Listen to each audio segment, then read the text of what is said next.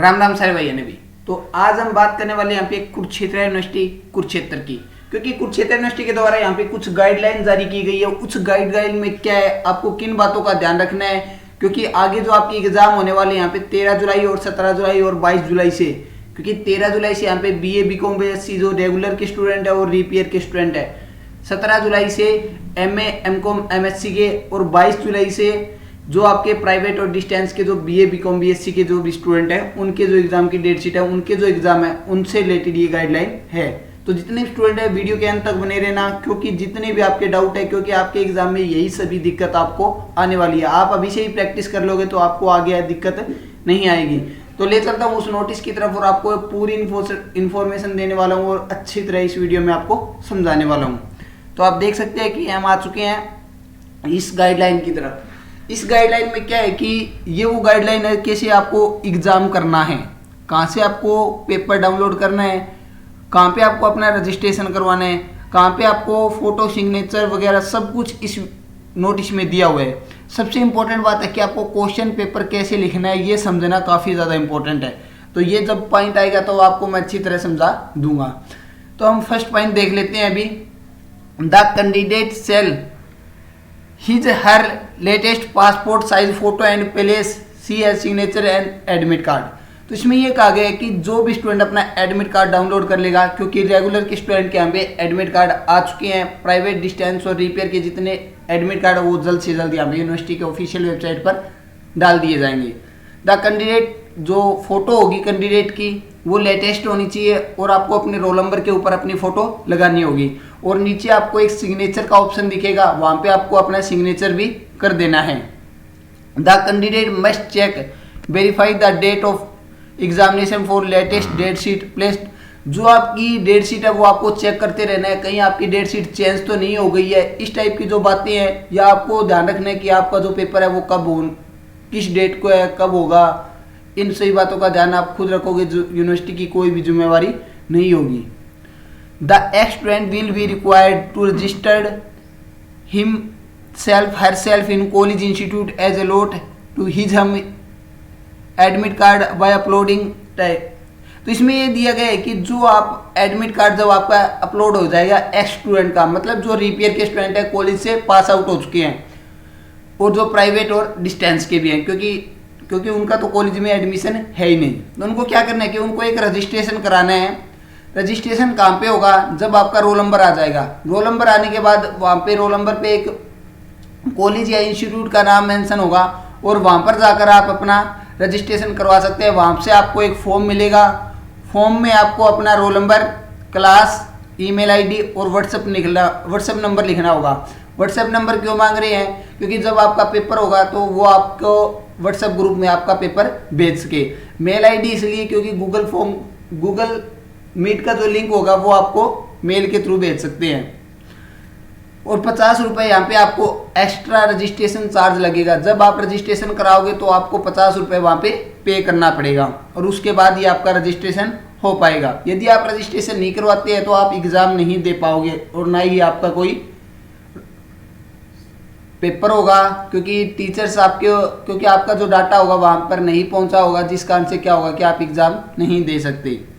On the basis of the registration and details submitted by the candidate as college institute department will with the apply the question paper candidate and also send link the Google form।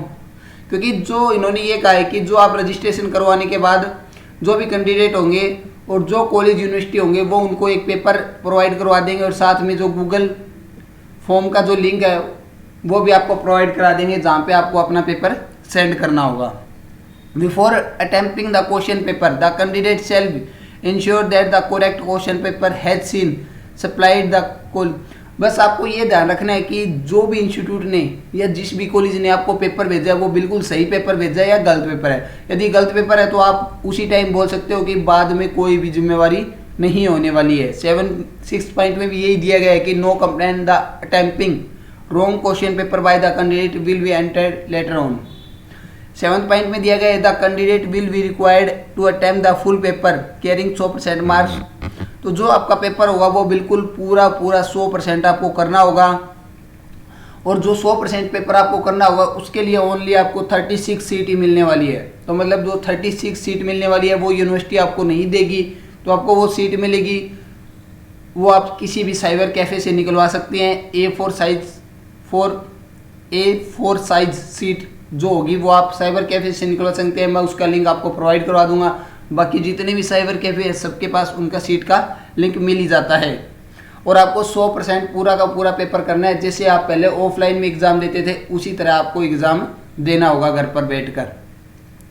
Next point में दिया गया है the candidate ensure the proper internet connectivity for the examination. The candidates will does note the proper connectivity and any problem regarding online exam will be submit request the consider. तो इसमें ये कहा गया है कि जो आपका एग्ज़ाम होगा उसके दौरान आपकी जो इंटरनेट की कनेक्टिविटी है वो काफ़ी ज़्यादा अच्छी होनी चाहिए।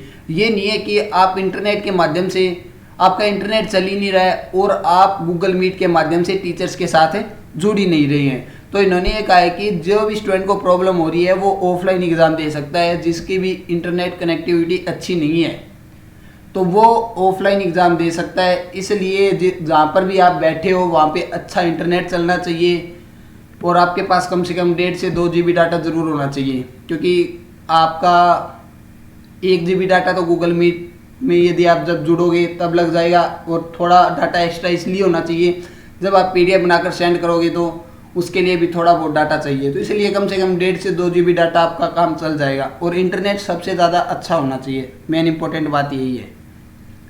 The candidate must be use, जो आप पेन यूज़ करोगे वो ब्लैक और ब्लू ही यूज़ करना है, उसके अदरवाइज कोई भी पेन यूज़ नहीं करना है। The candidate will the tamping question paper serial wise right question paper. तो ये सबसे इंपॉर्टेंट बात है, क्योंकि जो भी स्टूडेंट होगा जिनको क्वेश्चन पेपर करना है वो सीरियल वाइज करने हैं। सीरियल वाइज कैसे करना है ये अभी मैं आपको बताता हूँ। जैसे कि आपका पेपर है बीकॉम का, मान लेते हैं बीकॉम के अंदर 9 क्वेश्चन देखने को मिलेंगे आपको। बीकॉम का जो पेपर होगा उसमें आपको क्या होगा, जो फर्स्ट क्वेश्चन होगा वो आपका कंपलसरी होने वाला है तो उसे हटा दीजिए। उसके बाद 2 से 9 तक जितने भी क्वेश्चन बचे, हमारे 8 क्वेश्चन बच चुके हैं, तो आपको इस टाइप से सीरियल वाइज करना है कि आपको ऊपर की तरफ चढ़ते जाना है, नीचे की तरफ नहीं आना। मतलब ये है कि आपको सबसे पहले आ रहा है सेकंड क्वेश्चन, फर्स्ट को आप एक बार भूल जाओ वो तो करना ही करना आपको। उसके बाद आ रहा है आपको सेकंड क्वेश्चन, उसके बाद आ रहा है आपको फोर्थ, उसके बाद आ रहा है आपको 6, उसके बाद आ रहा है 8। तो आपको इस टाइप से सीढ़ी दर सीढ़ी चढ़ते रहना है। ये नहीं करना है कि आप सबसे पहले तो 8 क्वेश्चन कर रहे हो, उसके बाद आप सेकंड कर रहे हो, उसके बाद आप फोर्थ कर रहे हो, उसके बाद आप 6th कर रहे हो। इस टाइप से आपको क्वेश्चन नहीं करना है, आपको एक सीरियल वाइज से क्वेश्चन पेपर करना होगा, ताकि जो हमारा पेपर चेक करेगा उनको प्रॉब्लम नहीं हो और हमें अच्छे मार्क्स भी मिल जाएंगे। और हर सीट पे आपको एक पेपर कोड भी डालना होगा, रोल नंबर भी डालना होगा और पेज नंबर भी लिखना होगा और साथ में अपना सिग्नेचर भी करना होगा। नेक्स्ट पॉइंट है इसमें the candidate also the place signature the every page. तो इसमें यह कहा गया है कि जो हर स्टूडेंट को हर पेज पर सिग्नेचर करना होगा, वरना उनकी जो बुकलेट है एक्सेप्ट नहीं की जाएगी। The candidate the will the save PDF file scanner mobile. तो आपको जो PDF फाइल बनानी है वो आप माइक्रोसॉफ्ट ऑफिस से बना सकते हो, एडोब स्कैन से बना सकते हो, वेबसाइट ऐप से बना सकते हो, या कोई अदर ऐप आपके पास तो उससे बना सकते हो। मैं आपको कहूँगा कि एडोब स्कैन बेस्ट है, मैं यही यूज करता हूँ और पिछली बार भी मैंने काफ़ी ज़्यादा स्टूडेंट की हेल्प की है इस ऐप के माध्यम से ही। The candidate will not be the mention है। तो आप कोई भी स्टूडेंट अपना मोबाइल नंबर मेंशन नहीं करेगा अपनी सीट के ऊपर, वरना आपकी UMC बना दी जाएगी। द टाइम लॉट द, जो आपको एग्जामिनेशन के लिए टाइम मिलने वाला है वो आपको 4 घंटे का मिलने वाला है। मतलब 3 घंटे आप पेपर लिखोगे, उसके बाद आप गूगल मीट के माध्यम से अपना जो पेपर है वो भेज दोगे। क्योंकि आपको 1 घंटा इसलिए दिया जा रहा है क्योंकि आपको पेपर डाउनलोड करने और PDF बनाने और भेजने में 1 घंटा लग सकता है, और जो 3 घंटे होंगे वो आपको पेपर लिखने में। यही सेम गाइडलाइन आपकी जो अभी ऑनलाइन एग्ज़ाम होने वाले हैं उनमें आने वाली है। तो जितने भी छात्र हैं वो अपनी प्रैक्टिस स्टार्ट कर दें, जैसे कि एडोब स्कैन से PDF कैसे बनाएं, इन सभी के ऊपर आप तैयारी करते रहे। एडोब स्कैन डाउनलोड करने के बाद आपके घर में कोई कॉपी होगी, उसके ऊपर 5 से 7 पेज होंगे, वहाँ से आप प्रैक्टिस करते रहे। और साथ ही साथ जो आपकी इंटरनेट कनेक्टिविटी है ऐसी जगह देख ले कि जहाँ पे अच्छी इंटरनेट कनेक्टिविटी हो, और आप जो पेजेस निकलवा सकते हैं साइबर कैफ़े से अभी तो आप यही काम कर सकते हो, बाकी जैसी गाइडलाइन आएगी आपको सभी चीज़ें बता दी जाएगी। और मिलते हैं फ्रेंड्स नेक्स्ट वीडियो में, तब तक के लिए जय हिंद जय भारत।